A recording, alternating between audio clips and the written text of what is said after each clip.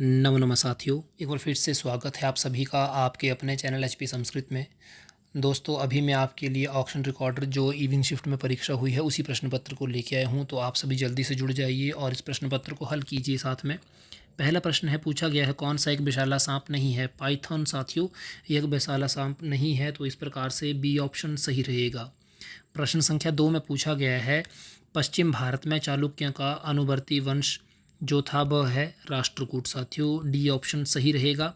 प्रश्न संख्या 3 में पूछा गया है, अकबर द्वारा परिचालन में लाई गई मनसबदारी प्रणाली डैश की प्रणाली से ली गई थी, मंगोलियों से ली गई थी। साथियों, डी ऑप्शन सही रहेगा। शिवाजी के दरबार में वित्त मंत्री कौन थे, तो साथियों वह अमात्य थे, तो बी ऑप्शन इसका सही रहेगा। प्रश्न संख्या 5 में पूछा गया है, विक्ट्री टावर या विजय स्तंभ किसने बनवाया था। राणा कुंभा के द्वारा बनवाया गया था, तो सी ऑप्शन इसका सही रहेगा। प्रश्न संख्या 6 देखिए, पूछा गया है, अंग्रेजी साम्राज्य के दौरान भारतीय आर्थिक निर्गम निर्गम सिद्धांत किसके द्वारा प्रतिपादित किया था। दादा भाई नौरोजी के द्वारा किया गया था, तो सी ऑप्शन इसका सही रहेगा। अगला प्रश्न देखिए, प्रश्न संख्या 7, इसमें पूछा गया है, डैश के दौरान अंग्रेजों द्वारा लाला लाजपत राय की हत्या की गई थी। तो साथियों, यह जो हुई थी घटना 1927 में हुई थी। तो इस प्रकार से यदि आप देखेंगे तो इसके अनुरूप आप आंसर बना सकते हैं इसका बहुत आसान रूप से। डी ऑप्शन इसको आप मान सकते हैं, साइमन कमीशन उसी काल में आए थे। आगे देखिए अगले प्रश्न की तरफ। और आपको यदि आप किसी जीके इत्यादि की बुक को पढ़ेंगे, वहाँ पे आपको इसके रूप में साफ पता चलेगा कि मात्र एक दिन तक ही उसमें वो भाग ले पाए थे। आगे देखिए, प्रश्न संख्या 8, इसमें पूछा गया है, किसने राज्यसभा से एक भी सदस्य नहीं है। तो साथियों, प्रश्न संख्या 8 जो है इसका ए ऑप्शन सही है, आकलन समिति जो है, एस्टिमेट कमेटी। आगे देखिए, प्रश्न संख्या 9 की तरफ चलिए। इसके अंतर्गत पूछा गया है, प्रश्न संख्या 9 में, भारतीय संघ के भारतीय भीतर एक नए राज्य के निर्माण की शक्ति निम्न में से किसके अधीन है। तो साथियों, उसका ए ऑप्शन सही रहेगा, राष्ट्रपति। प्रश्न संख्या 42 10th देखिए, पूछा गया है, अब 42वें संविधान संशोधन में कौन से विषय को राज्य सूची से समवर्ती सूची में डाला गया है। तो साथियों, प्रश्न संख्या 10 का बी ऑप्शन सही रहेगा, एजुकेशन। प्रश्न संख्या 11 देखिए, पूछा गया है, प्रत्यक्ष कर का न्यूनतम प्रभाव डैश पर पड़ता है। साथियों, प्रत्यक्ष कर का जो न्यूनतम प्रभाव है आय के ऊपर पड़ता है, तो डी ऑप्शन सही रहेगा। प्रश्न संख्या 12 देखिए, पूछा गया है, डैश प्रधानमंत्रित्व के दौरान प्रवाही आयोजना की व्यूह रचना अपनाई गई थी। तो साथियों, इसका सी ऑप्शन सही रहेगा, मोरारजी देसाई के समय में यह हुआ था। प्रश्न संख्या 13 देखिए, पूछा गया है, पूरे विश्व में दिवस रात्रि समान होती है जब सूर्य डैश के ऊपर होता है। तो साथियों, ये विषुवत वृत्त के रूप में जब सूर्य होगा तब दिन रात समान होंगे। प्रश्न संख्या 14 देखिए, पूछा गया है, मसाई डैश की यायावर जनजाति है। साथियों, मसाई जो है यह केन्या के यायावर जनजाति है, तो ए ऑप्शन इसका सही रहेगा। अगले प्रश्न में पूछा गया है, मलक्का जल डमरू मध्य अलग करता है, किसको अलग करता है। तो ये सुमात्रा और मलेशिया को करता है, ए ऑप्शन सही रहेगा।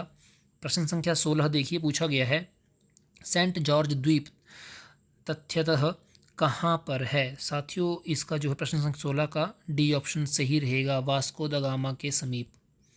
अगला प्रश्न देखो, 17वां इसमें पूछा गया है, राजस्थान नहर किस नदी के जल प्राप्त करती है। तो साथियों, राजस्थान जो नहर है वो सतलुज का ग्रहण करती है, आप सभी को ही पता है। जो इंदिरा गांधी नहर जाती है उसी से राजस्थान को बिजली इत्यादि और पानी इत्यादि की सुविधा इत्यादि प्रदान की जाती है। इंग्लिश से संबंधी प्रश्न बहुत से बंधु इसका कमेंट के माध्यम से आंसर देते हैं, आप भी वहाँ पर दे सकते हैं जाकर के। नायिका का संधि विच्छेद क्या है। तो साथियों, नई प्लस इका। तो इस प्रकार से इसका जो है सी ऑप्शन सही रहेगा। सज्जन में समास है सतजन। साथियों, इस प्रकार से तत्पुरुष समास इसका ए ऑप्शन सही रहेगा। जुल्मी में प्रत्यय कौन सा है। प्रत्यय साथियों अंत में लगते हैं तो बड़े ई की मात्रा है, तो डी ऑप्शन सही रहेगा। केंचुआ का पर्यायवाची कुरम साथियों कछुआ होता है, क्षितिज होता है जहाँ पे आकाश पाताल मिलते हैं, मक्षी का मक्खी होती है, पल्ली का ही बचा। साथियों, सी ऑप्शन इसका सही रहेगा। अगले प्रश्न की तरफ चलते हैं। आगे आए साथियों, एचपीजीके से संबंधित प्रश्न शुरू हो रहे हैं। प्रश्न संख्या 146 से पहला प्रश्न यहाँ पे 146 के अंतर्गत पूछा गया है, हिमाचल प्रदेश के किस जिले में बहादुरगढ़ किला स्थित है। साथियों, ये बिलासपुर में पड़ता है, तो ए ऑप्शन इसका सही रहेगा। प्रश्न संख्या 147 देखिए पूछा गया है, कमला देवी और रोशनी देवी हिमाचल प्रदेश के किस क्षेत्र में अपना एक उपयुक्त स्थान हासिल किया है? इन दोनों ने तो सभी फोक सॉन्ग में किया है, तो ए ऑप्शन इसका सही रहेगा। प्रश्न संख्या 148 देखिए पूछा गया है, हिमाचल प्रदेश के चंबा जिले में शक्ति देवी मंदिर और छतरारी इनके द्वारा बनवाए गए, साथ ही दोनों ही मेरू बर्मन के द्वारा बनाए गए थे, तो सी ऑप्शन इसका सही रहेगा। कीरग्राम का इसका पुराना नाम क्या था? तो साथियों कीरग्राम जो था ये बैजनाथ का पुराना नाम है, तो इस प्रकार से इसका बी ऑप्शन सही रहेगा। मॉर्निंग की परीक्षा में नूरपुर का नाम पूछा गया था, जो धमेरी बताया गया था पूर्व की परीक्षाओं में। आगे प्रश्न संख्या 150 इसमें पूछा गया है, हिमाचल प्रदेश का कौन सा स्थान बौद्ध, हिंदू और सिख द्वारा समान रूप से पवित्र बनाया गया? साथियों यह रिवाल्सर है, यहाँ पे तीनों ही धर्म के लोग रहते हैं। बहुत इंपॉर्टेंट क्वेश्चन है। प्रश्न संख्या 151 में पूछा गया है, हिमाचल प्रदेश राज्य ग्राहक विवाद निपटान आयोग कब बना था? साथियों 1986 में बना था, और इसके संबंध में समिति एक निर्मित हुई थी, वो 1989 में बनी थी, तो इस प्रकार से डी ऑप्शन आप इसका कर सकते हैं।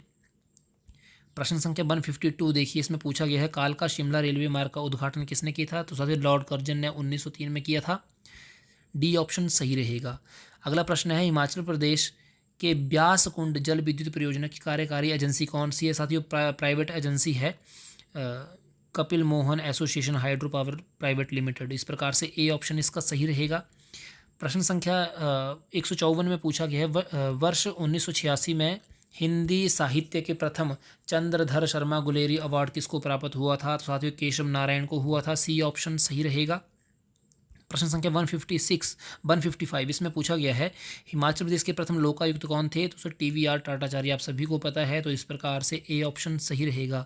समझौता आंदोलन 1942 में हुआ था, आप सभी को पता है, तो डी ऑप्शन सही रहेगा। अगला प्रश्न संख्या 157 पूछा गया है, 9 मार्च 1946 को लाहौर समझौता अंग्रेज तथा सिख के मध्य हुआ था, साथियों हस्ताक्षरित। सी ऑप्शन सही रहेगा। अगले प्रश्न में पूछा गया है, प्रश्न संख्या 158 इसके अंतर्गत पूछा गया, हिमाचल प्रदेश किस जिले में सोरंग झील है? सोरंग झील साथियों किन्नौर में है, यहाँ पे नाको है और सोरंग दो ही झीलें हैं। भादल नदी हिमाचल प्रदेश की किस नदी की सहायक नदी है? साथियों ये राबी की है, तो इस प्रकार से बी ऑप्शन सही रहेगा। प्रश्न संख्या 160 में पूछा गया है, निम्न में से कौन सा हिमाचल प्रदेश का सर्वोच्च पहाड़ी दर्रा है? प्रांगला दर्रा। साथियों ए ऑप्शन सही रहेगा इनमें से। आगे देखिए, जून माह से क्वेश्चंस आए हैं करंट अफेयर के 8 और 9 जून से संबंधित। 8 जून का प्रश्न है ये, किस अंतर्राष्ट्रीय एजेंसी ने हाल ही में वर्ष 2030 तक एड्स को पूर्ण तरह एक राजकीय घोषणा अंगीकृत की है? तो साथ ही ये UN के द्वारा की गई है, तो इस प्रकार से ए ऑप्शन सही रहेगा। अगले प्रश्न में पूछा गया है, ऑपरेशन पांगिया 14 अभी हाल ही में किस एजेंसी के द्वारा इसका अभ्यास किया गया? तो इंटरपोल के द्वारा। डी ऑप्शन सही रहेगा। अगले प्रश्न में पूछा गया है, जौ सेसमम तुर और उड़द के न्यूनतम समर्थन मूल्य MSP में हाल ही में बढ़ोतरी की गई, यह कौन सी फसलें? तो खरीफ की फसलें हैं ये दोनों ही, तो यह भी जून माह से संबंधित ही प्रश्न है। साथियों यह रहे क्वेश्चंस आपके लिए मैथमेटिक्स से संबंधित। समय की कमी के कारण इसे अभी नहीं कर पाएंगे। अगला प्रश्न देखिए, पूछा गया है, इनमें से कौन सी गैस हवा में हल्की है? तो साथियों इसका आंसर रहेगा अमोनिया। अगले प्रश्न में पूछा गया है, DSLI के शीर्ष पर दहनशील पदार्थ है? तो साथियों वो है एंटीमनी सल्फाइड। अगला प्रश्न देखिए, प्रश्न संख्या 170 पूछा गया है, रक्त स्कंदन के लिए क्या आवश्यक है? तो साथियों वहाँ पे है रक्त बिंबाणु। तो इस प्रकार से इसका जो है सी ऑप्शन सही रहेगा। इस प्रकार से अभी आप सभी ने इवनिंग शिफ्ट के प्रश्न पत्रों को भी पूर्णतः हल कर लिया है। तो साथियों यदि आप इसी प्रकार से प्रश्न पत्र इत्यादि प्राप्त करना चाहते हैं, वीडियोस देखना चाहते हैं करंट अफेयर से संबंधित जो अभी परीक्षाएं हो रही हैं, तो आप इस चैनल को सब्सक्राइब कर सकते हैं। बाकी आपके सहयोग की अपेक्षा रहेगी। मिलते हैं ऐसे ही साथियों, तब तक के लिए सभी को नमस्कार, प्रणाम साथियों, नमो नमः।